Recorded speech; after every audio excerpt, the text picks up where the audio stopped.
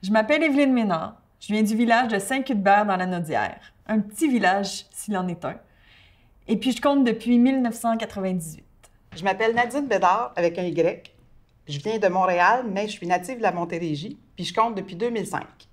Aujourd'hui, on se rencontre pour jaser de contes. Pour lancer la discussion, on vous a apporté 3 objets qui représentent les 3 sujets dont on veut vous parler. Vous écoutez Vide ton sac, tête à tête autour du conte, un balado de la Maison des arts de la parole.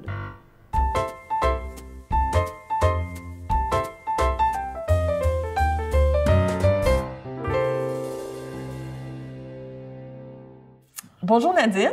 Allô?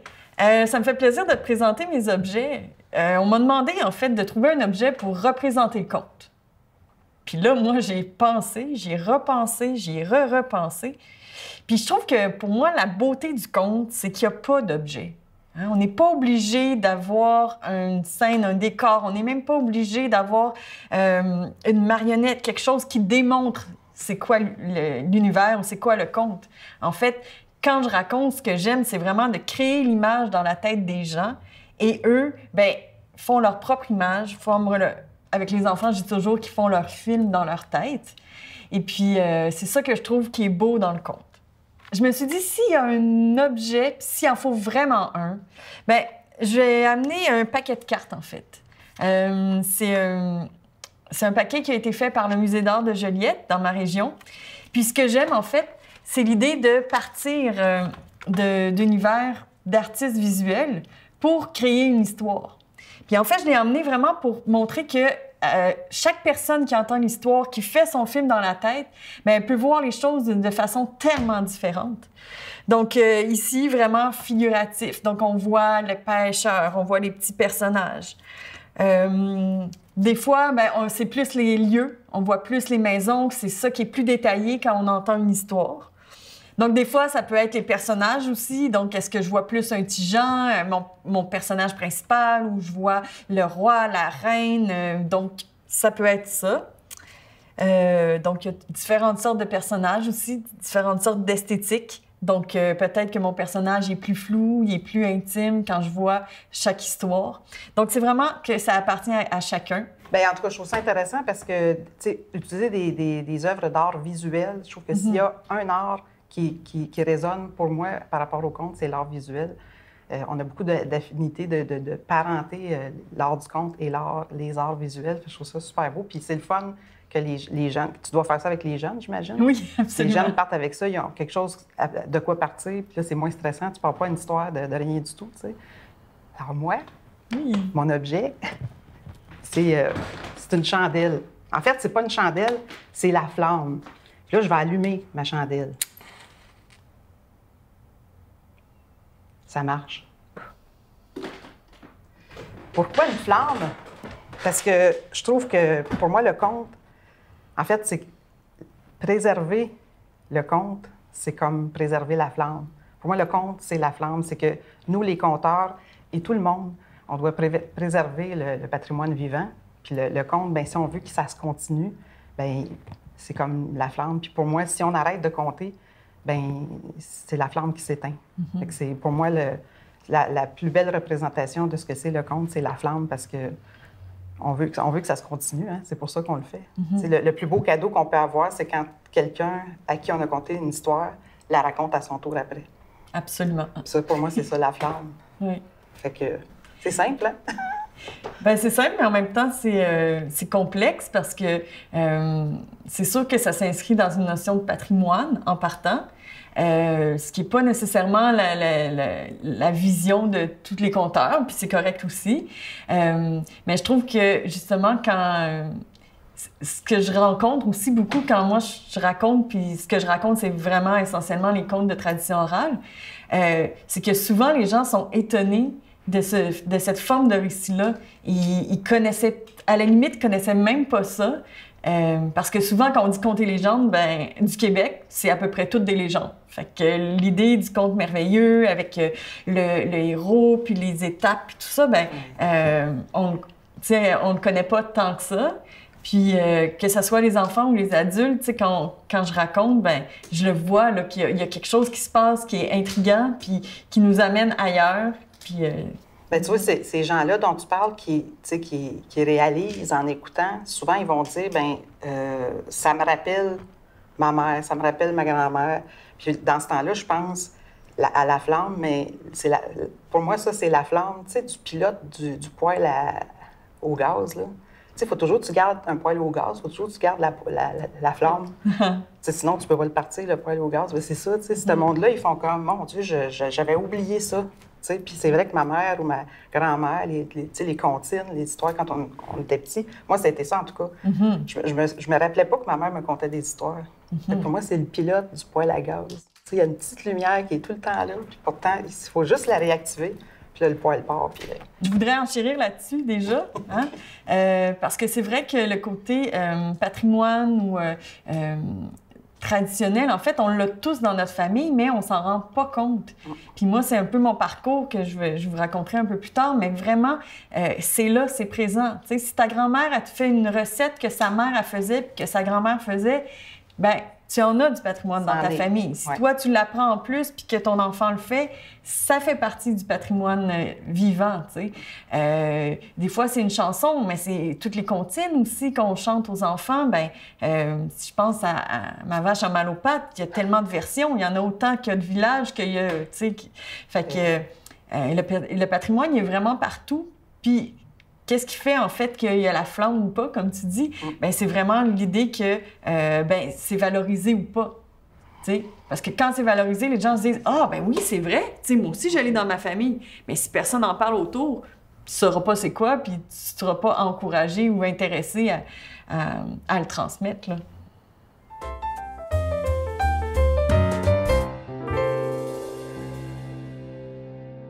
Fait que moi, mon deuxième objet qui représente mon univers artistique, il faut que j'aille le chercher un petit peu.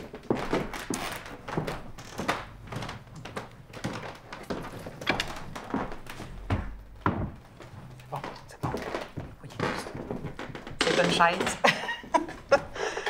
Oui, c'est une chaise parce que pour moi, mon univers artistique, c'est pas parce qu'il faut une chaise absolument pour conter des histoires. C'est juste que moi, je trouve qu'une chaise, surtout une chaise comme ça, pour moi, ça représente... Il y a quelque chose qui est en train de se passer quand je vois une chaise. Je me dis, ah, il va se passer quelque chose. Puis pour moi, le conte, d'où il vient? Bien, il vient de la tradition orale. Puis quand est-ce qu'on se contait des histoires dans le temps? Bien, c'était assis quelque part autour d'un feu ou bedon, dans une cuisine. Ça fait que moi, quand je vois une chaise, je me dis, ah, pour moi, ça, c'est évocateur. Puis curieusement, dans les spectacles que je fais, j'ai toujours une chaise sur la scène. Mais tu sais, la chaise... Pour moi, ça représente la stabilité. Ça représente, tu sais, l'assise. C'est pas rien parce que, tu sais, je lisais là-dessus, puis, tu sais, l'homme, dans son évolution, qui est parti de marcher à quatre pattes puis debout, bien, la plus grosse évolution de l'homme, ça a été la chaise, tu sais, de dire, bien, je vais m'asseoir, tu sais, construire une chaise, concevoir une chaise, tu sais.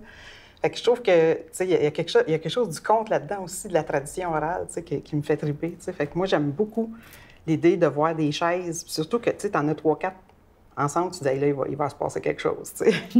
C'est pas obligé qu'il y ait une chaise sur la scène, mais c'est le fun de penser que, tu sais, mon univers artistique, il y a toujours une chaise quelque part là-dedans. C'est pas obligé d'être une chaise antique, mais c'est ça. Puis pour moi, entre compter debout puis compter assis, on pourrait parler de notre pratique, comment est-ce qu'on se sent, nous, dans notre corps quand on compte des histoires.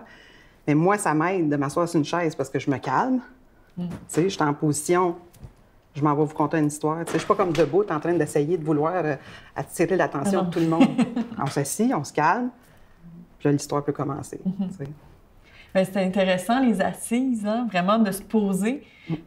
Parce qu'effectivement, qu'il y ait une chaise ou non, mais il faut se poser, s'ancrer pour être capable justement de voir l'histoire puis de pouvoir la raconter, ce qui va créer les images chez l'autre, là. Puis être un peu limé, là, être un peu... fait qu'il y a de la vie aussi, je pense, là, dans les chaises. Là. Il y a du vécu. Oui, il y a du vécu. Il s'est passé des affaires. Il y a une histoire en arrière de cette chaise-là. Chaque fois que tu vas poser la question à quelqu'un, dans sa maison, sur tous les objets, pas juste la chaise, tous les objets ont une histoire. C'est drôle parce que, tu sais, au début, tu disais, je trouve que le conte n'a pas besoin d'objets. Mais en même temps, tous les objets ont une histoire. Ouais. Puis tu peux partir d'un objet pour raconter une histoire. Mais c'est ça. Tu sais, pour moi, la chaise, elle a beaucoup de sens. Puis tu sais, autrefois, les vieux, quand ils s'assoyaient, tu sais, quand j'ai fouillé dans les archives, puis que tu sais, les gens nous parlaient de... Quand on les interviewait, puis on leur demandait, tu sais, comment c'était un conteur dans le temps, comment tu sais, physiquement, comment il comptait, tu sais, c'était quoi ses mimiques, c'était quoi ses... Tu sais. Puis souvent, les gens disaient, ben moi, tu sais, mon mononcle, quand il s'assoyait, sa chaise berçante, puis qu'il remplissait sa pipe, tranquillement, prenait son feu, partait sa pipe, ça mettait dans la bouche, puis là, il se balançait 2 fois, puis tu savais que là, l'histoire allait commencer. C'est fascinant. Fait que là, je vais aller reporter la chaise. C'est bon?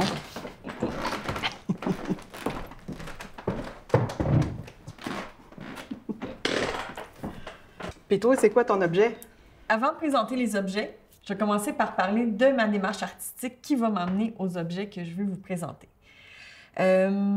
Donc moi, j'ai fait le choix du conte de tradition orale.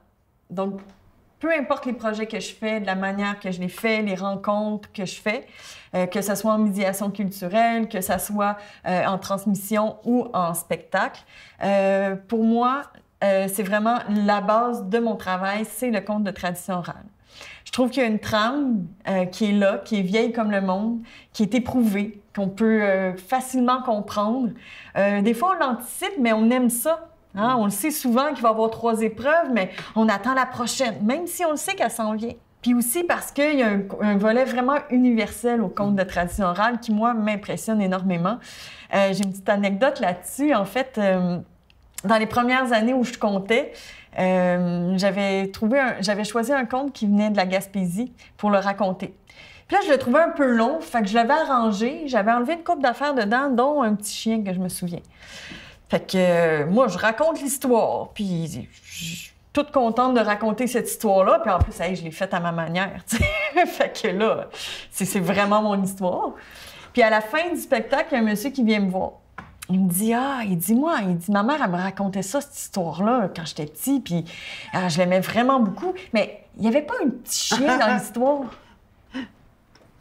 Oui, il y avait un petit chien. Je l'ai enlevé là, je me sentais...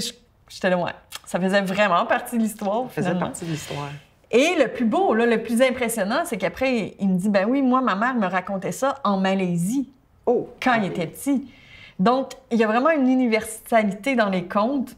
Mais moi, à partir de ça, ce que j'aime, c'est de le transformer, c'est de m'en aller ailleurs, c'est de mélanger avec différentes formes d'art aussi. Mais ma base reste le conte traditionnel. J'aime beaucoup travailler avec les gens en art visuel aussi. Mm-hmm. Donc, c'est pas pour rien que sont venues les cartes aussi, dans le fond. Oui. J'aime ça, pouvoir raconter sans parler, mais évoquer aussi. Donc, il y a toutes sortes de formes qu'on peut explorer. Donc, j'aime beaucoup explorer. En ayant cette assise, on parlait d'assise, mais c'est ça, d'assise d'un récit qui est éprouvé, qui est là, qui est solide, qui fait sa job. T'sais. Et qui fait rêver aussi. Oui, ça aide. Ouais. Donc, mon objet, j'y arrive. Mais en fait, c'est des objets, puis là, c'est une petite partie. En fait, c'est des calepins. Donc, tous ces calepins-là, c'est vraiment important pour moi. Dedans, il y a... des fois, c'est des premières idées. Donc, c'est toi qui écris dedans, là? Oui, j'écris dedans. Oui, ils sont toutes au début. Ta plume à toi? Oui, OK. Exactement. Donc, des idées, des contes, des résumés de contes. Que tu t'entends quelque part, que tu trouves en faisant des recherches? Oui, puis en fait, il y en a un, c'est quand j'ai travaillé, à un moment donné, j'avais des contes à faire pour les tout-petits à chaque mois. Donc là, c'était un thème. Là, je me disais, OK. Puis dans les bibliothèques, on va compter, mais c'est rare qu'il y a des contes traditionnels. Fait que là, moi, je me suis dit, c'est ça mon défi, c'est d'adapter pour les tout-petits des contes traditionnels. Mais il y a quand même des thèmes qui plaisent aux enfants. Donc, en tout cas, jouer là-dedans pour essayer de, justement, vivre une expérience qui les rend heureux. Tu écris-tu aussi des fois des gens que tu entends quelque chose quelque part, quelqu'un dit une phrase, une expression... parce que t'es pas loin du carnet d'enquête de l'ethnologue, hein, quelque part. Là. Bien, je pense que peut-être ce qui se rapproche de l'ethnologue, c'est justement quand j'écoute, quand je je lis des histoires, en fait, des contes des archives, puis tout ça. Je vais vraiment me faire des résumés, puis des fois, je peux avoir, pour le même conte, ben, je peux avoir une dizaine de versions différentes. Ah, ouais. Donc là, ben, je vais mettre ça dans un calepin, puis ça va me permettre de créer quelque part ma version aussi. Hein, parce que c'est un peu ça, pour moi, que je vois comme différence aussi beaucoup. Puis Michel Faubert m'avait inspiré beaucoup là-dessus en disant, ben, quelque part, moi, j'aime beaucoup la tradition orale, j'aime ce récit-là, mais je suis quand même une artiste. Ouais. Donc, en comparaison à ceux qui ont vécu la tradition, la transmission directe, c'est ça. eux autres, il y avait vraiment les contes de leur famille, puis ils pensaient même pas qu'ils pourraient avoir le choix. Ils racontaient les histoires qu'ils avaient entendues. Ben moi, je peux entendre plusieurs versions, puis quand il y a quelque chose comme le petit chien Ouais, c'est ça. qui revient dans plusieurs versions, ben je peux me dire, c'est ben important, ce chien-là. le chien est important, donc je vais le laisser dans ma version, tu sais. Mais ce jeu de casse-tête-là, puis d'imaginaire, ben c'est propre à l'artiste que je suis, je trouve. Oui, ça. Puis moi, tu vois, je m'en viens te rejoindre tranquillement là-dessus parce que pour moi, il ne fallait pas que je touche aux contes de tradition orale avant. Tu sais, je me disais, ben là, ils ont été collectés, il faut que je les compte comme ils sont. Bien, des fois, il manque des bouts. Oui. Parce que, tu sais, moi, j'aime ça appeler ça, ils sont défectueux. Tu sais. Des fois, c'est le début, des fois, c'est la fin. Puis, tu sais, quand on échange entre compteurs, on s'aperçoit que, ben, des fois, c'est peut-être mieux de changer la fin parce que le public, il ne suit pas. Tu sais, il y a une chute trop importante dans la fin. Fait que là, c'est le fun que tu aies plein de versions parce que là, tu te dis, ah, ben, dans cette version-là, j'aime mieux le début, celle-là, j'aime mieux la fin. Puis là, je fais un beau mélange, puis ça crée une histoire qui se tient. Là. Absolument, oui. Ouais, c'est le fun.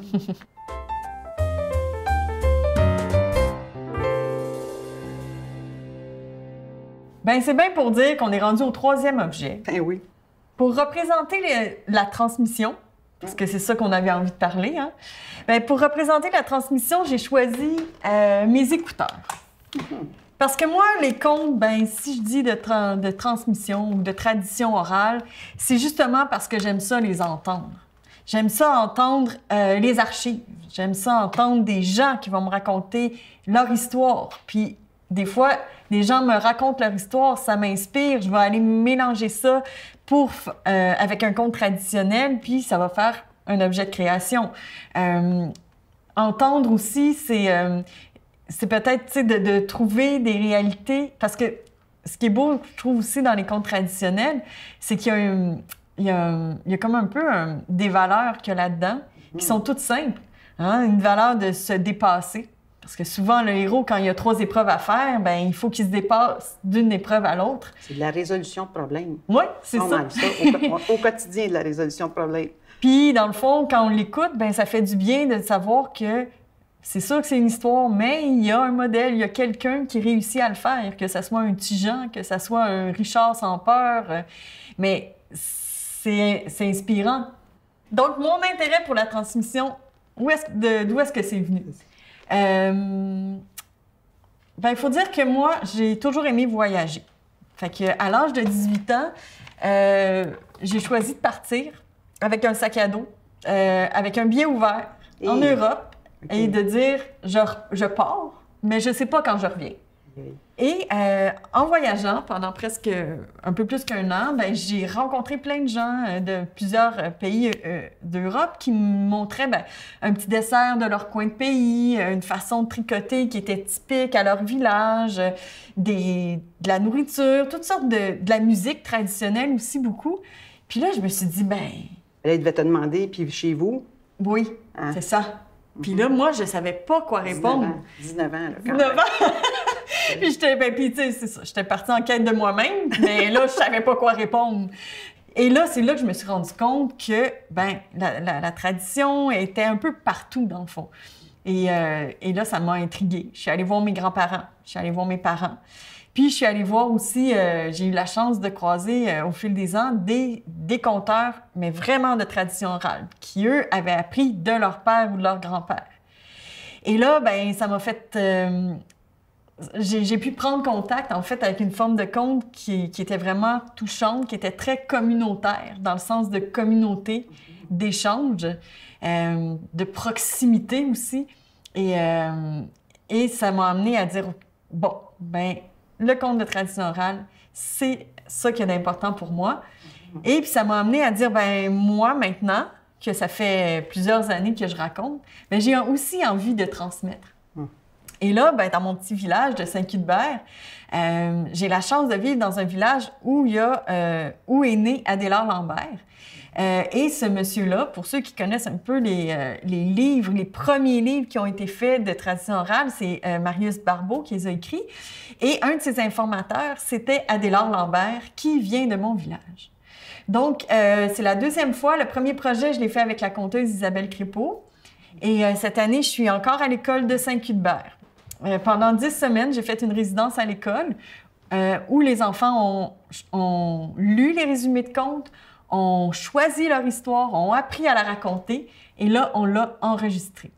Donc, il y a vraiment une forme de transmission qui est assez directe avec des vieilles histoires. Puis vraiment, quand on parlait d'étonnement, ben les jeunes du primaire, qui pour beaucoup n'avaient jamais entendu avant, ben là, ils aimaient tellement ça, puis ils me couraient presque après dans le corridor. « Je veux une histoire de Tijan! Encore Tijan! » Je dis « Oui, absolument. » Il y en a plein. C'est ça. Fait que, tu sais, c'est une façon concrète, c'est une façon vivante de vivre les contes, de les transmettre. Bien, pour moi, puis je prends les paroles de Philippe Jeté, que tu connais bien, notre ami Philippe, qui est médiateur du patrimoine vivant. Lui, il dit une tradition qui se poursuit. C'est une transmission réussie, c'est une tradition qui se poursuit ou vice-versa. Donc, c'est ça, c'est que là, si les enfants continuent à conter l'histoire, toi, ta job est faite, c'est lié. Bien, j'ai le goût de reprendre le crachoir et de te parler de mon objet. Absolument. Qui représente la transmission. Il est sur la table actuellement. C'est des cuillères de bois. Mais des cuillères de bois pour jouer de la cuillère de bois, là. Puis qui sont faites de façon traditionnelle, de façon artisanale par un monsieur qui s'appelle Richard C, qui sont superbes, là, les cuillères. Mais tu sais, des cuillères... Jouer de la cuillère de bois, tu peux jouer avec des cuillères dans le tiroir de la cuisine, là, des mets à l'envers, puis clac, ça y va. Mais pourquoi les cuillères de bois? Parce que c'est un objet, hein? Mais c'est pas l'objet tant qui m'intéresse par rapport à la transmission, c'est deux choses. C'est la transmission de la fabrication qui se fait souvent. Il y a des pratiques qui se transmettent de bouche à oreille, comme ça, à travers le temps, mais il y a aussi la transmission de la pratique de jouer de la cuillère de bois.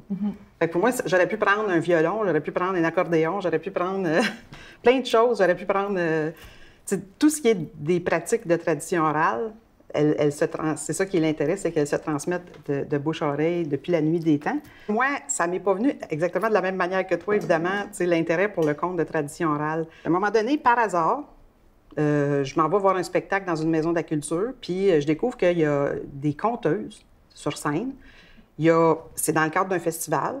Puis là, je me rends compte qu'il y a un milieu du conte qui existe. Puis là, je me mets à aller voir des spectacles. Puis à un moment donné, dans un spectacle, je m'en vais dans le corridor, puis je tombe face à face avec Claudette Lheureux. Puis là, elle me dit « Ah, tu te connais, toi? » Je dis « Oui, je viens vous voir souvent, parce que là, moi, je suis tombée en amour avec le milieu du conte, puis j'étais admirative. » Puis là, j'ai demandé, j'ai dit « J'aimerais ça, moi, compter, tu sais, comment est-ce qu'on fait ça pour compter? » Ben, dis-moi, je donne des cours. Ben, j'ai suivi son cours. Puis là, ben, ça s'appelle les praticontes. Et puis, elle dit toujours, c'est la maternelle du conte. Puis Claudette, elle tient encore à ce qu'on aille fouiller à la bibliothèque dans la cote 398. Hein? Fait que c'est là que je me suis assise à terre. Puis là, je me suis mis à fouiller. Puis par un hasard total, je suis tombée sur les livres de contes de Marius Barbeau. C'est là qu'on se rejoint. Oui. Puis, ben, j'en ai un sur la table, justement, un livre de Marius Barbeau. Puis mon conte que j'ai appris à ce moment-là, ça s'appelle « Puce époux ». Ça te dit quelque chose? Oui. C'est un conte d'Adélard Lambert. Puis, ben, j'ai appris ce conte-là. Quand je l'ai conté à ma mère, elle m'a dit « Ben, je te contais ça quand j'étais petite. » J'ai dit « Je me rappelle pas de ça, moi. » Mais elle dit « Je ne savais pas la fin. » Ma mère raconte des histoires, mais elle ne sait pas les fins.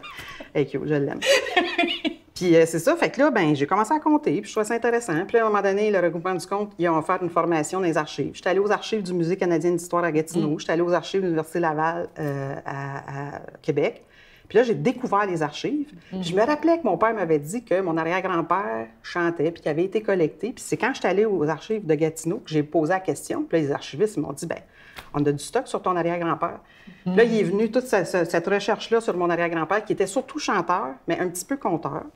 Puis, ben c'est ça. Fait que là, je suis tombée en amour avec les archives. J'ai suivi une formation en ethnologie parce que je trouvais ça tellement fascinant. Puis, nous autres, les filles, on aime ça, suivre des formations. En tout cas, moi, je suis une fille, tu sais, qu'est-ce que tu veux, je viens de la pédagogie. Fait que, tu sais, j'adore ça, suivre des formations. J'ai suivi une formation. À l'intérieur de ça, bien là, je suis allée faire de la collecte avec ma chum, Marie-Pierre Fournier, dans ma région. On est allé dans les 10 villes-villages de la MRC des Jardins de Napierville, puis on a collecté les personnes âgées. On s'est mis en rond avec eux autres, on est nos porteurs de tradition, puis on s'est mis à se conter des histoires puis chanter des chansons. C'est sûr que des histoires, il n'y en avait pas tant que ça. Mais il y a aussi toutes sortes de pratiques culturelles qui existent. T'sais, tantôt, tu as abordé ça un peu. Il y a aussi les recettes, les jeux, il y a des expressions, il y a justement une pratique qui est plus artisanale, qui est transmise de bouche à oreille, tout ça. Puis ça m'a ouvert un monde. Puis je me suis rendu compte que, moi, ce que je veux faire à l'avenir, c'est beaucoup aller travailler du côté de la valorisation du patrimoine vivant. Fait que quand on arrive quelque part, il faut regarder ce qui se passe là, puis valoriser les pratiques qui sont en place. T'sais. Pour moi, c'est ça, la transmission, c'est tout ça, puis j'ai confiance, puis je veux passer le reste de ma vie à travailler là-dessus, d'aller dénicher des pratiques culturelles, puis de les valoriser. J'aime beaucoup compter dans les CHSLD, les résidences de retraite autonomes, en francisation. C'est fascinant. Tu sais, tantôt, tu parlais des contes d'Afrique et tout ça, les différentes versions des contes. Quand on compte, puis qu'on fait compter les jeunes dans les classes d'allophones en francisation, ils nous racontent, quand on raconte, ils reconnaissent. Puis quand ils nous racontent, eux, on leur fait faire l'exercice, on les prépare à ça. Ils nous racontent des contes que nous, ils résonnent chez nous. Fait que la puissance du conte, moi, c'est fascinant. Puis évidemment, de la chanson, puis de toutes les pratiques culturelles. Voilà, la transmission. Je pourrais parler aussi de ma rencontre avec M. Bertrand Lamoureux. Lui, il a vraiment appris les histoires de son grand-père. C'est des histoires qui durent, des contes merveilleux, donc qui peuvent durer entre 30 minutes et 1 heure. Et quand il les raconte aux enfants, ça bouge pas. Non, c'est sûr. Ça bouge pas. Puis pourtant, on se dit, hey, c'est long, là. C'est juste une personne sur une chaise, puis c'est juste une longue histoire. Mais c'est ça. C'est un peu ça, là, la rencontre avec le conte. Il y a des péripéties, puis j'imagine que lui, comme il l'a entendu, je serais curieuse de l'entendre parce qu'il y a une gestuelle, il y a un rythme, il y a quelque chose qui est naturel. Là. Oui, absolument. C'est comme si on jase encore dans notre salon ou dans notre cuisine avec sa chaise. Là. Fait que les enfants, eux autres, on est loin des vues, là. Oui. Puis ce qui est drôle, en fait, c'est qu'il prend toutes les expressions de son grand-père, là, il regarde les jeunes, puis il dit « Ah, toi, tu dois pas savoir ce que c'est. Je vais te l'expliquer. » Puis là, il continue son histoire. C'est bon. Une fois, j'ai rencontré, j'ai dit « Ben, vos histoires, je peux les amener aux archives, puis moi, je serais intéressée à les raconter. » Puis là, il m'a regardé, puis il a dit « Ben, à cette heure, je peux mourir. » Ah non, il a dit ça? Ouais, wow, c'est bien touchant. Parce que mon trésor, il est sauvé. Ah, ben, là, ça, c'est moi qui le dis, mais je veux dire... C'est ça que ça voulait dire. C'est ça que ça voulait dire. Puis effectivement, j'ai des frissons parce que c'est sûr que c'est pas évident de trouver des lieux pour raconter pendant 1 heure ou tout ça, mais peu importe, tu sais, tranquillement, je les écoute encore, je les apprends, puis ça fait partie de mon bagage de conteuse, là. Oui. C'est ça, ça te porte, hein? Tu le portes, puis ça te porte en même temps, tu sais. Exactement. Puis tu as tout le reste de ta vie. C'est pas lourd, en plus. Je le porte, mais c'est pas lourd. Tu as le reste de ta vie pour les travailler puis les présenter devant le public. Mais écoute, il faut que tu le fasses. Moi, j'attends ce jour, parce que tu m'en avais déjà parlé, puis j'attends ce jour où est-ce que tu vas nous raconter ces histoires-là,